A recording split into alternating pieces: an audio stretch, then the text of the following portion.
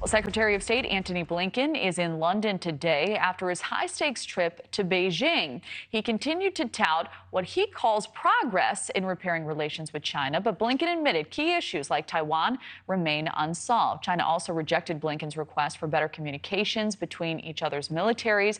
And meanwhile, China is reportedly planning to build a joint military training facility in Cuba. Now, that's according to an exclusive report by the Wall Street Journal.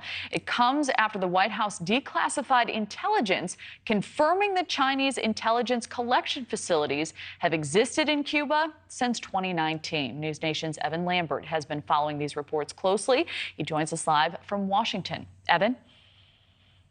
Kelly, we have not heard from the White House on this latest reporting. The Pentagon saying that they are aware of these reports but wouldn't add anything. This would be another step China is taking that could put their troops just 100 miles from the coast of Florida as tensions between the U.S. and China increase. The Wall Street Journal reports that discussions for a Chinese training facility on Cuba's northern coast are in advanced stages, rattling officials in Washington who are trying to get Cuba to not move forward with this deal. Just this morning, Secretary of State Antony Blinken spoke to reporters in London, fresh off his high-stakes trip this week to Beijing. Blinken said the U.S. and China agreed to a need to stabilize the relationship between the two countries, but that there were, quote, very profound, very significant differences in opinions from both sides. Blinken said he specifically addressed the reports of China's presence in Cuba with officials in Beijing. Listen.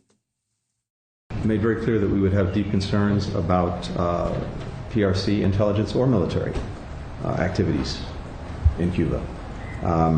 Since the start of this administration, we have engaged a number of countries where we've seen consideration of having some kind of presence by China, intelligence, military, and we've engaged in a number of diplomatic efforts in that regard, and I think they've had some success in slowing down these efforts. This is something we're going to be monitoring very, very closely, and we've been very clear about that, and we will protect our homeland. We will protect our interests.